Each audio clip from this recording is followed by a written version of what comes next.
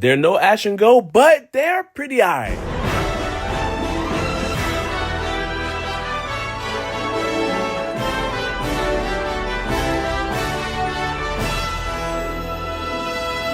Yo, what's up everyone? Traymo1 here, and Pokémon Horizons is the new Pokémon anime series. A series that follows Lyco and Roy, two new protagonists, and no longer our boy Ash Ketchum. Now, I know a lot of people have left the Pokémon anime series now that Ash's journey is over, and are wondering, should I check out Pokémon Horizons? After watching the first 7 episodes, I can go ahead and give a little mini review and let you know if I believe you should give this series a chance or not. Now, if you all watched Ash's Adventures, you know that the Pokemon anime has always followed a similar structure, with the first 6 series literally being Ash goes to a new region, take on the gyms, take on a Pokemon League. With Gen 7, he goes to a new region, instead of taking on gyms, he takes on trials, and he's not really here to enter a league at the time, he's here for school, but they end up building up to a league at the end of the day. More or less, this series focuses more on the story side of things and the characters. Meanwhile, Gen 8. Now, this series took a whole different route. Now, it did end up building up to a big tournament at the end like the other series, but this series decided to take the episodic route.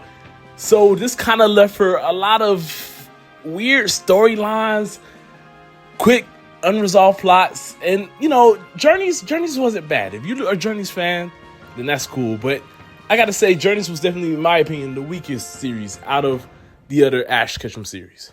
Which one thing that both Journeys and Horizons share is that they're world-based series where the two protagonists travel around the entire world. Journeys was about Ash and Go wanting to be world champion and Go wanting to catch Mew, while Horizons, the goals haven't fully been set yet, but we can see that Rayquaza seems to be the goal and discovering the pendant. I gotta say, this series is about the story. Within the first 7 episodes, we've literally had continuing arcs back-to-back. The first 3 episodes were an arc about introducing Lyco. The next 3, arc about introducing Roy. Episode 7 is a training episode.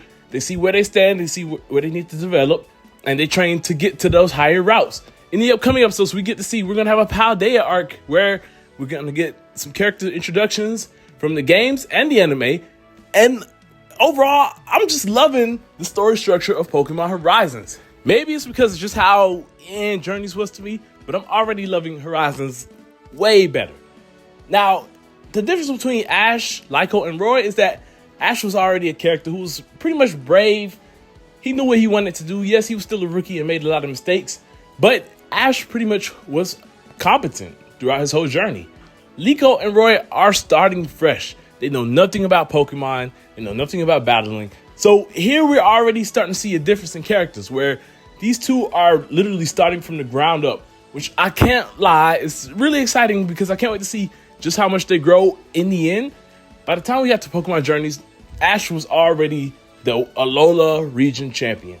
So there wasn't really much more character growth you could have gave him. Yes, he caught new Pokemon, but in the end, they didn't really get too much development either. Here, we have Sprigatito, Fuecoco, and who knows what teams they could build. They're starting from the ground up.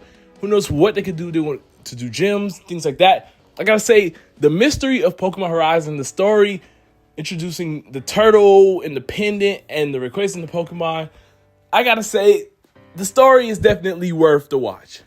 Another thing about Horizons is the characters. Like Sun and Moon, we have a huge cast, and that's one thing I loved about the Sun and Moon anime. So many characters interacting with Ash Ketchum.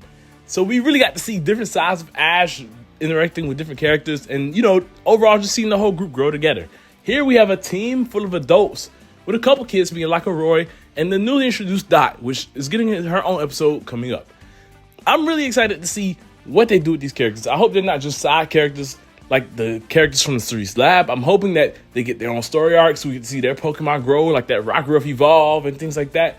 Freed is already shown to be the man, the captain with his Pokemon Pikachu, and I really want to know more of their backstory. I gotta say, there's a lot of interesting things about these characters that we don't know about. Even the Nido thing, with that coming in the next episode, that I can't wait to learn as we watch this series.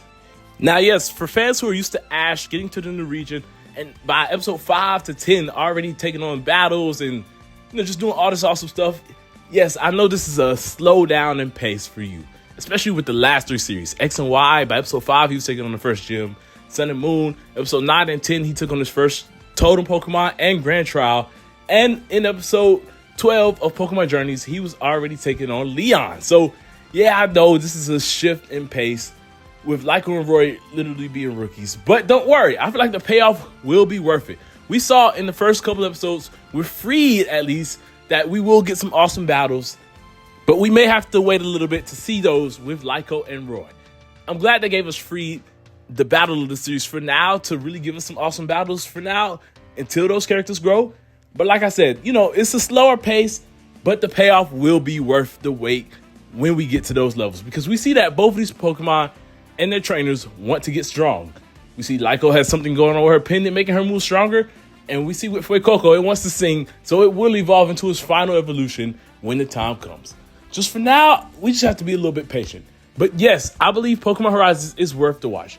Like I said, there's a lot of mystery with this series, and I can really see some interesting storylines developing. Not too much filler yet. Yes, Pokemon does have filler. All series have filler. But if you're willing to wait for the awesome payoff, then give the series a watch.